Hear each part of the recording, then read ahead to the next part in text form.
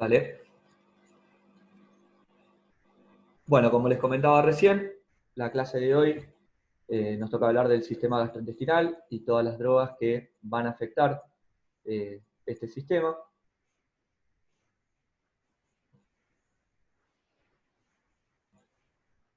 Para comenzar con los tratamientos farmacológicos, primero lo que tenemos que hacer es describir un poco la fisiología de la secreción gástrica, por un lado, más allá de que ya lo vieron el año pasado, seguramente en farmacología general, pero hacemos un breve repaso para que se pueda comprender más lo que vamos a hablar más adelante. La secreción gástrica es un proceso continuo y complejo al que contribuyen muchos factores, tanto centrales como periféricos.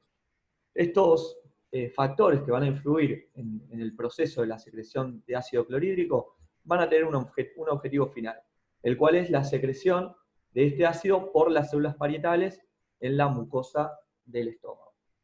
En las fotos de abajo vemos cada una de las porciones del estómago, cardia, fundus, cuerpo, antro y píloro, ya en la comunicación con la primera porción del duodeno, y a su lado vemos lo que es la mucosa gástrica con todas las células que van a tener un papel fundamental en lo que es la secreción de ácido y la acción luego de los fármacos sobre algún tipo de estas hormonas.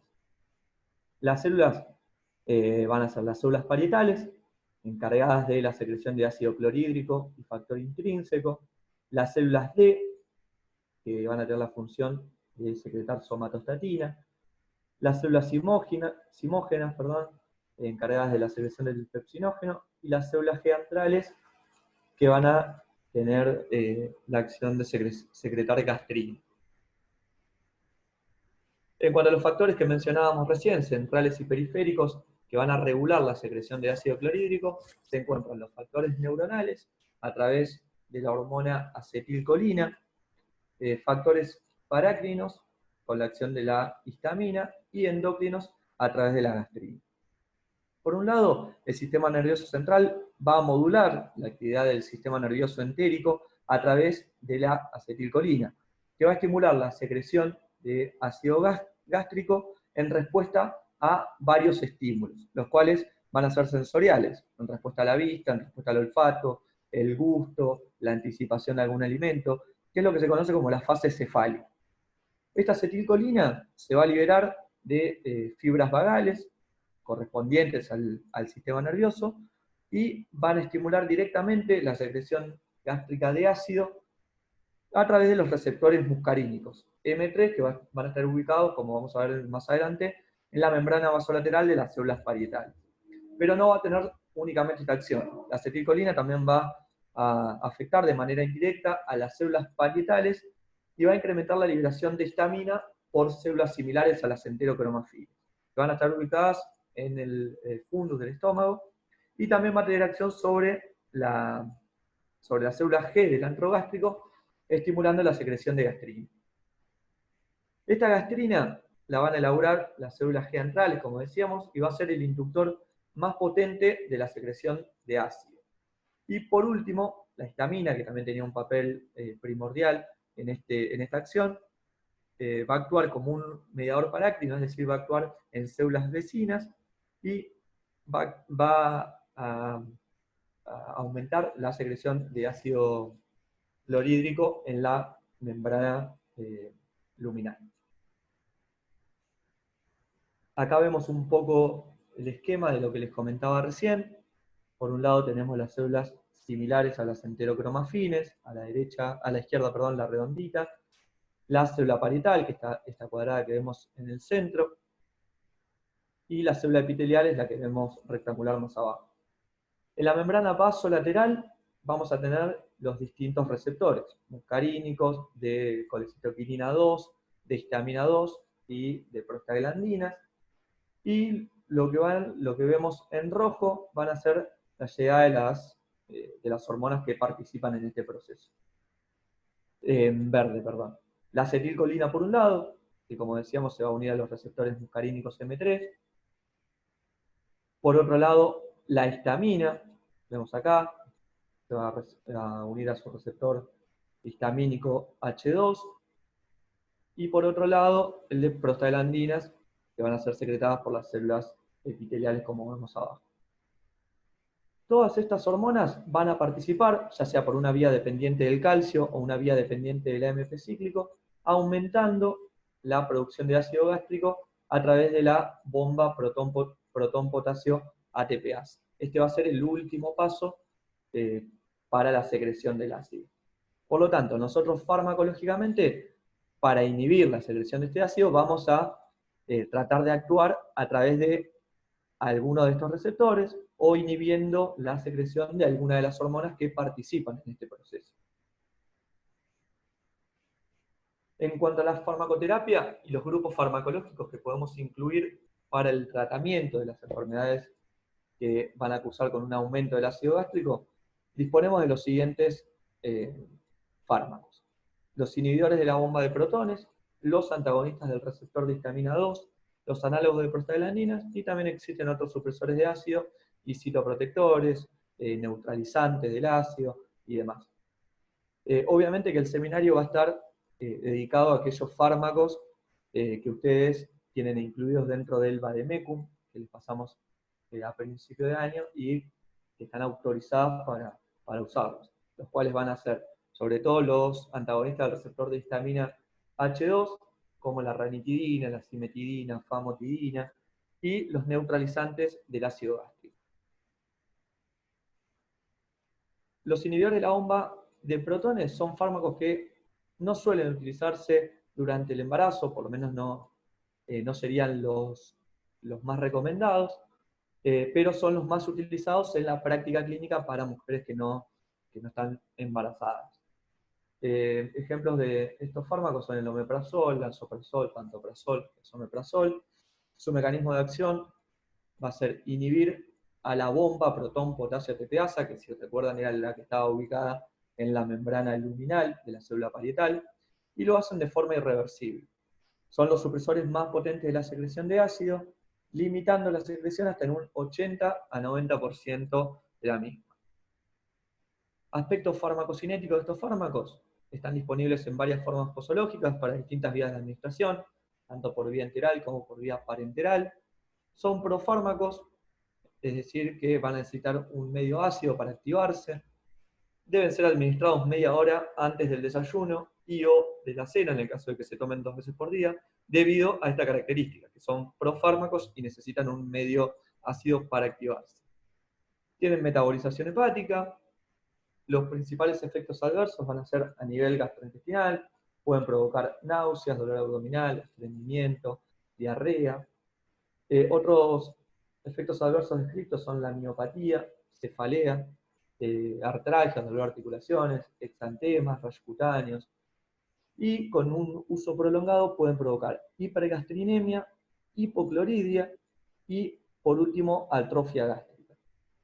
Las interacciones que tienen son con la warfarina, que es un anticoagulante, el diazepam, una benzodiazepina, las ciclosporinas, fármacos utilizados para el tratamiento de ciertas enfermedades autoinmunes, y esto es debido a su metabolización hepática. El tratamiento prolongado también nos puede provocar un déficit en la absorción de vitamina B12, y la pérdida de la acidez gástrica también suele afectar la biodisponibilidad de otros fármacos que necesitan de ese pH para que puedan absorberse. En el embarazo, como les decía, son de categoría C, no hay muchos estudios, no están contraindicados, pero no es recomendable su uso. ¿Para qué patologías podemos utilizar estos fármacos? Para la cicatrización de úlceras gástricas y duodenales. Profe, disculpe. Sí. Hay compañeras que quieren ingresar a la clase.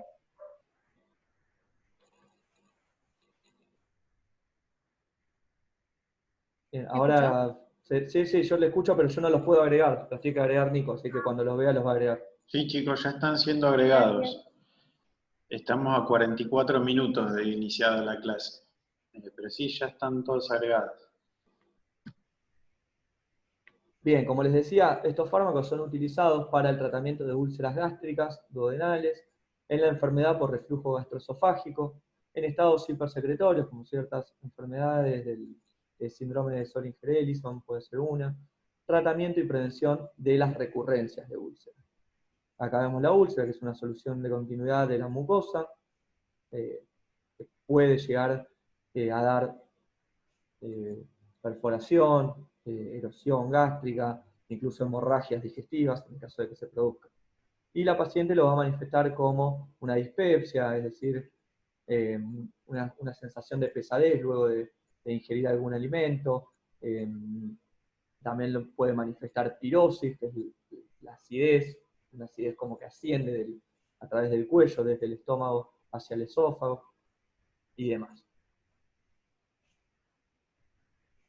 Las dosificaciones que vamos a utilizar de estos fármacos son el omeprazol de 20 miligramos, lansoprazol de 30 miligramos, pantoprazol de 40 y el esomeprazol de 20 miligramos.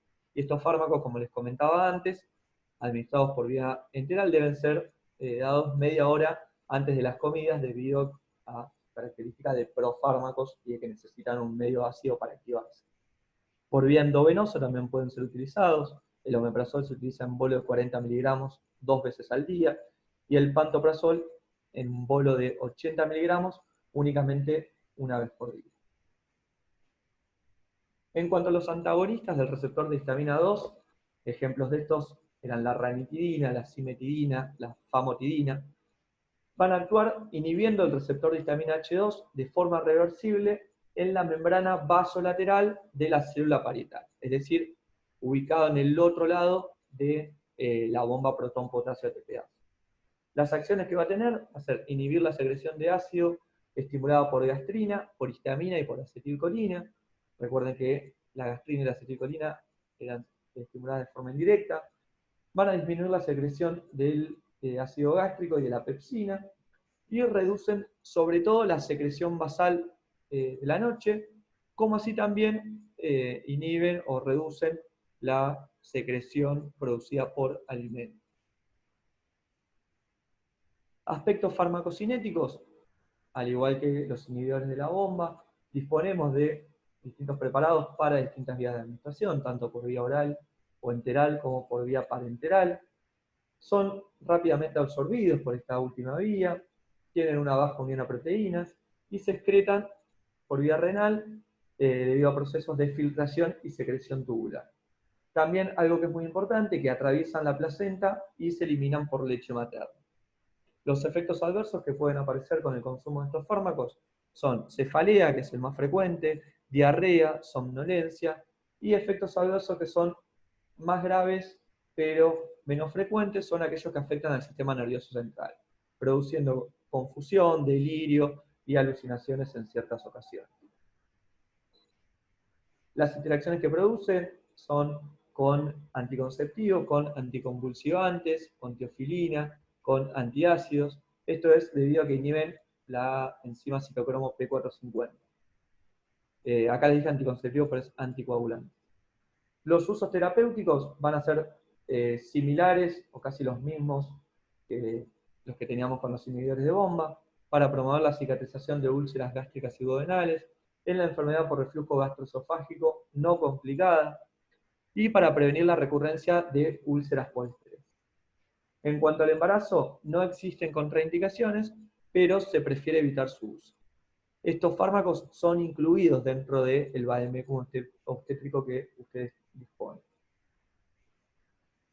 Las dosificaciones son por vía oral, cimetidina 400 miligramos día, famotidina 20 miligramos día y ranitidina 150 miligramos día, que suele administrarse por la noche debido a su acción que tienen, que es inhibir la secreción basal de ácido que se produce en ese momento.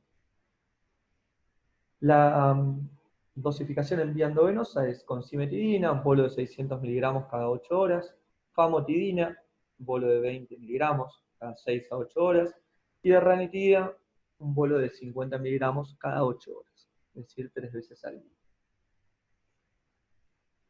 En cuanto a los neutralizantes del ácido gástrico, que son otro grupo farmacológico que ustedes pueden utilizar, disponemos del hidróxido de magnesio, del hidróxido de aluminio, del carbonato de calcio y del magaldrato.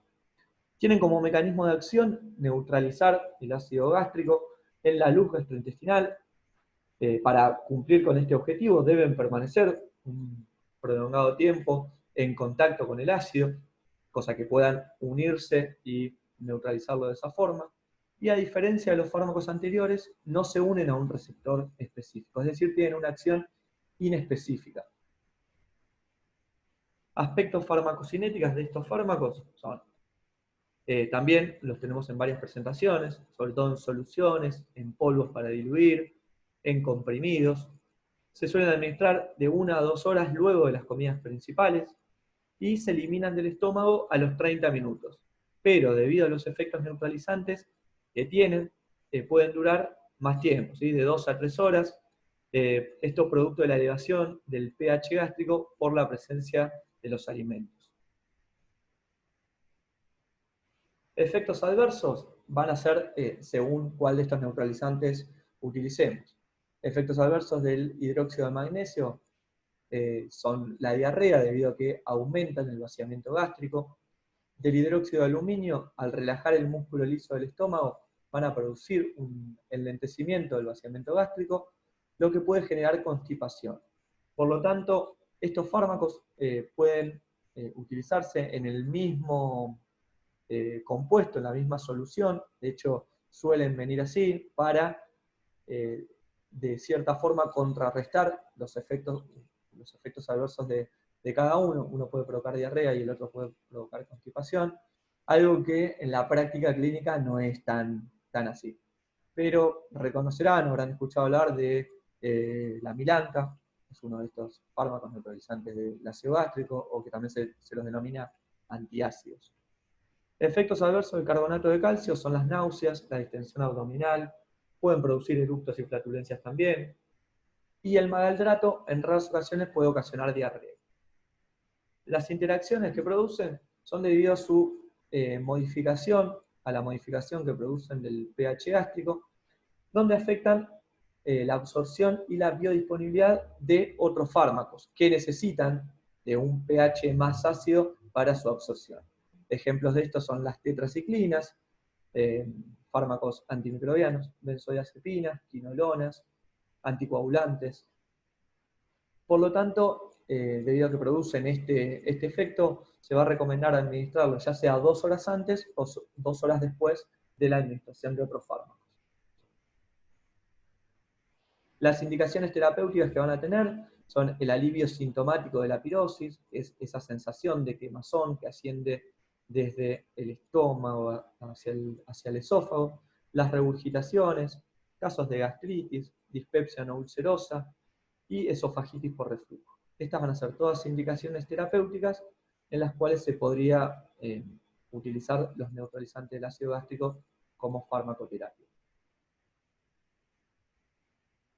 Otros grupos farmacológicos son los antiespasmódicos, que están incluidos también dentro de su vademécum obstétrico, y dentro de estos incluimos a la iosina, al metilbromuro de iosina. El mecanismo de acción de estos fármacos: ser un antagonista de los receptores muscarínicos M3, inhibiendo de esta forma la contracción del músculo liso en el tubo digestivo. Y los usos terapéuticos que van a tener van a ser prevención y tratamiento de náuseas y diarrea, más allá de que disponemos de otros fármacos que son más eficaces para esto, se pueden utilizar en estos trastornos, como antiespasmódico, antiflatulento, antisecretorio y en profilaxis de la cinetosis. La cinetosis es la sintomatología que se produce con mareos, sensación de náuseas, cuando estamos dentro de un vehículo o en movimiento, o con el movimiento. Los efectos adversos de estos fármacos son alteraciones visuales, sequedad bucal, taquicardia, constipación, retención urinaria, todos aquellos efectos antimuscarínicos debido a la unión de este fármaco con su receptor, o efectos anticolinérgicos se les denomina también. En cuanto a interacciones, pueden aumentar los efectos anticolinérgicos de otros fármacos, ya sean antidepresivos, antihistamínicos, la amantadina y las fenotiacinas. Si se combina con metoclopramida, que es un fármaco también utilizado para el tratamiento de las náuseas y los vómitos, puede disminuir el efecto. el efecto sobre el tracto gastrointestinal que producen ambas drogas. En cuanto a las contraindicaciones, es decir, aquellos pacientes en los que no podemos utilizar estos fármacos son la miastenia gravis, el megacolon y el glaucoma. La miastenia gravis es una enfermedad autoinmune que produce debilidad muscular. El megacolon es cuando se produce cuando hay un déficit en la inervación de los plexos mientéricos, y el glaucoma es una patología oftalmológica que cursa con aumento de la presión intraocular. En cuanto a las dosificaciones, vamos a presentar, según la presentación farmacéutica del fármaco. Como decíamos antes, disponemos de varias presentaciones farmacéuticas, ya sea por vía oral, endovenosa, intramuscular, sublingual, subcutánea. Y los comprimidos son de 10 miligramos. Podemos utilizar una dosis máxima de 100 miligramos.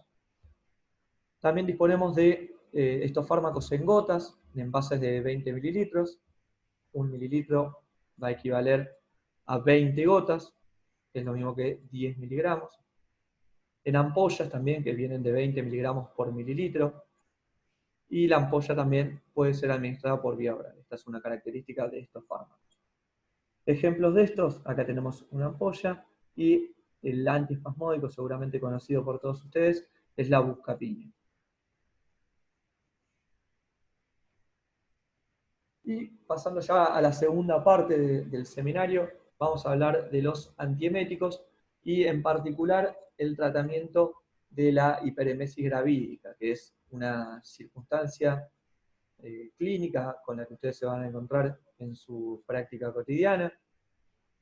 Cuando hablamos de emesis o de vómitos, decimos que es un proceso complejo que va a consistir en varios pasos y va a involucrar a varios receptores. Su objetivo va a ser eliminar del estómago y del intestino sustancias tóxicas para evitar su consumo adicional. Estos vómitos pueden acompañarse también previamente de náuseas, que es la sensación de vómito inminente, de arcadas, que se definen como la contracción repetida de los músculos abdominales, con o sin expulsión efectiva del vómito.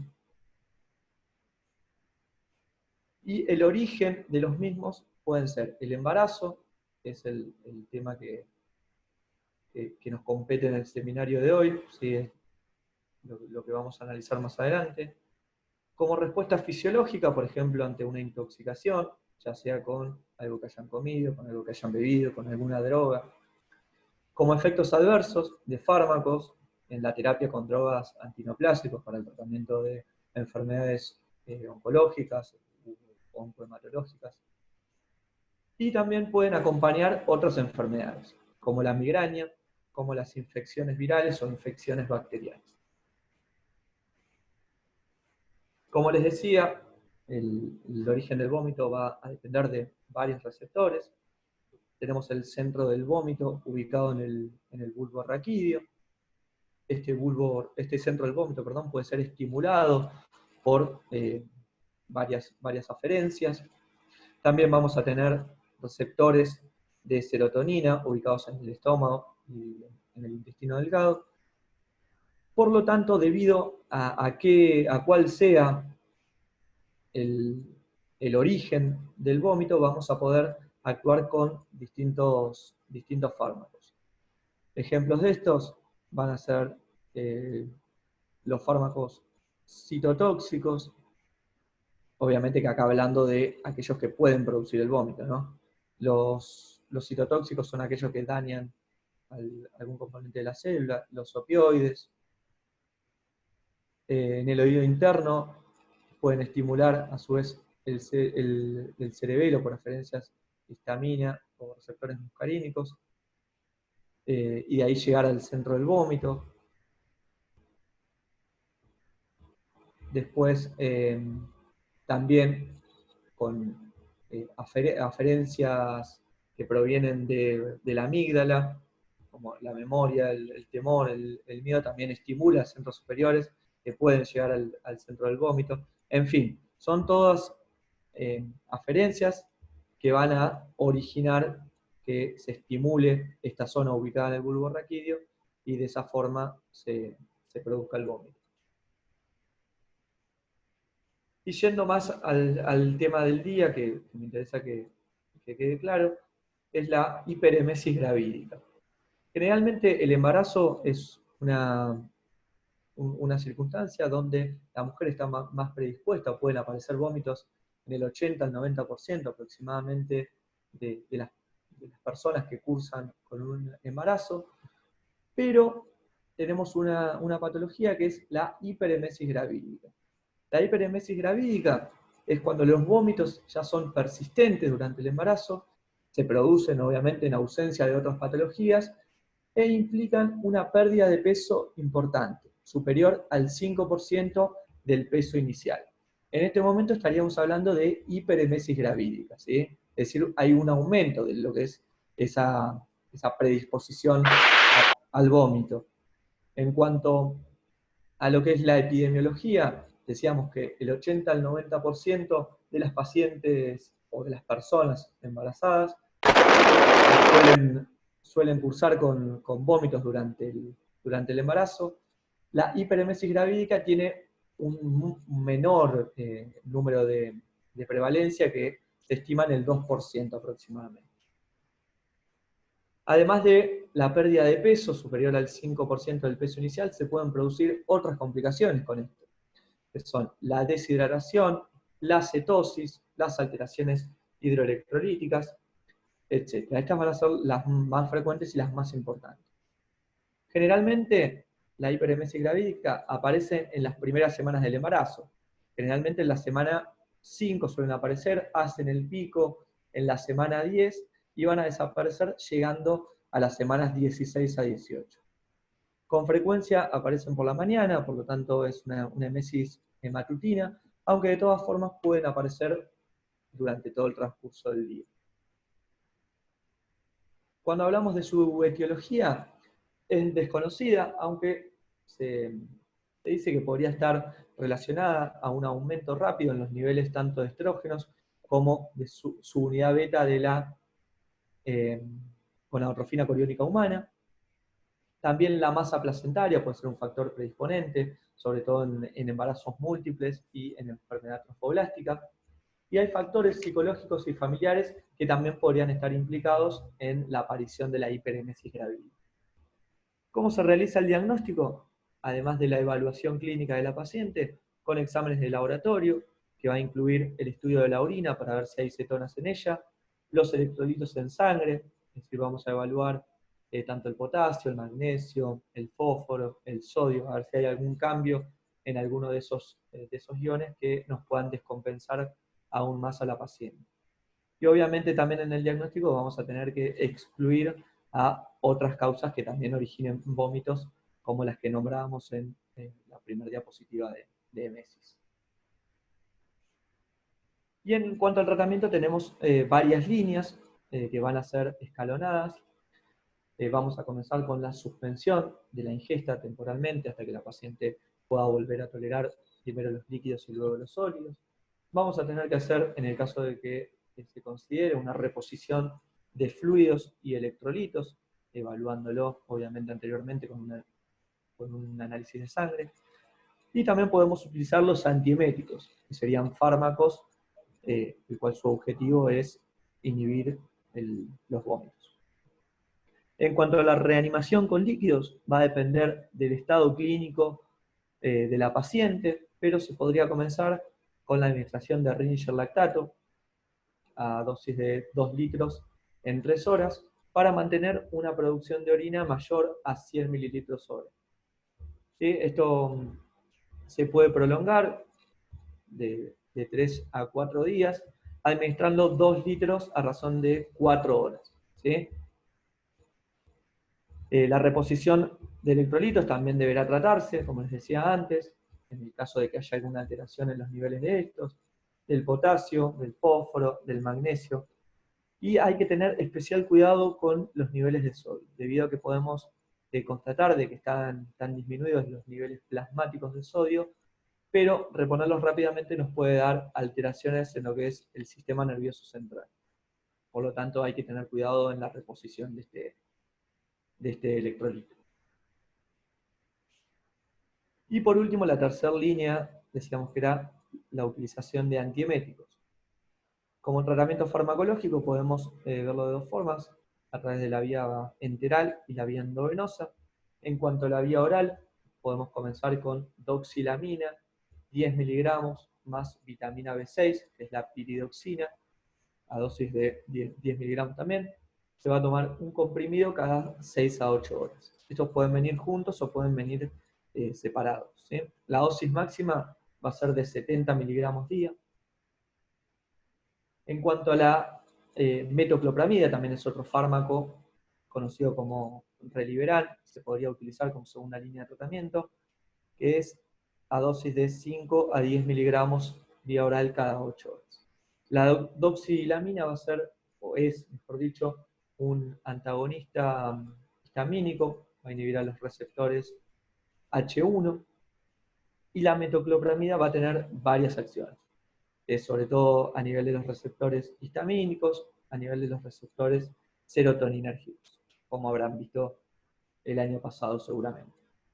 Y en cuanto a la vía endovenosa, para comenzar con el tratamiento de fluidoterapia que nombrábamos antes, con Ringer lactato o dextrosa al 5%, cuando mezclamos del dextrosa también tenemos que ver de administrar alguna vitamina B1, que es la tiamina, o vitamina B6. Esto puede ser administrado únicamente Ringer lactato o alternados, 1 y 1. Y vamos a incluir ya en esta vía el tratamiento con metoclopramida, con el Reliberan, a dosis igual a las que administrábamos por vía oral, de 5 a 10 miligramos por vía endovenosa cada 8 horas. Haciendo un resumen. Si la paciente, comenzamos con antieméticos, no responde a la vía oral, es decir, no cesa los vómitos con esta vía, tendríamos que pasar, dependiendo de las características clínicas, al tratamiento por vía endovenosa. Y comenzamos con la reposición de fluidos, con el análisis de si va a disponer o va a necesitar que se le administren electrolitos que estén alterados, y luego con la administración de los antieméticos. Metoclopramida como primera línea para el tratamiento de vía endovenosa, y en casos que son resistentes al tratamiento, podemos utilizar ondansetron, que es un fármaco utilizado para los vómitos producidos por la terapia, producidos por los vómitos que se producen debido a la terapia antineoplásica, a dosis de 8 miligramos cada 12 horas endovenoso. Este fármaco va a actuar más que nada a nivel de los receptores serotoninérgicos. Y si con esto no es posible detener los vómitos, otra opción que tenemos es utilizar los corticoides, como la metilprednisolona, a dosis de 16 miligramos cada 8 horas durante 3 días. Y seguiremos el tratamiento por los siguientes 15 días de forma decreciente. En el primer día se va a utilizar 40 miligramos de prednisona, los siguientes 3 días 20 miligramos, los siguientes 3 días 10 miligramos, es decir, hasta acá tendríamos una semana de tratamiento. Recuerden que los corticoides no se pueden retirar de un momento para otro, sino que hay que hacer dosis decrecientes hasta sacarlos completamente. Y la última semana le vamos a dar al paciente 5 miligramos por día, ¿sí? Comenzamos 3 días con estas dosis y por los siguientes 15 días las iremos disminuyendo de a poco. La bibliografía que pueden utilizar para ampliar los conceptos y meterse más en tema son el Goodman, el Rank, el Katsu, obviamente estos libros que venimos recomendando para los temas anteriores también. Pueden leer Hiperemesis gravídica, una guía clínica del Hospital de Barcelona, y material adjunto brindado por Cátedra de Farmacología Básica y Aplicada de la Facultad.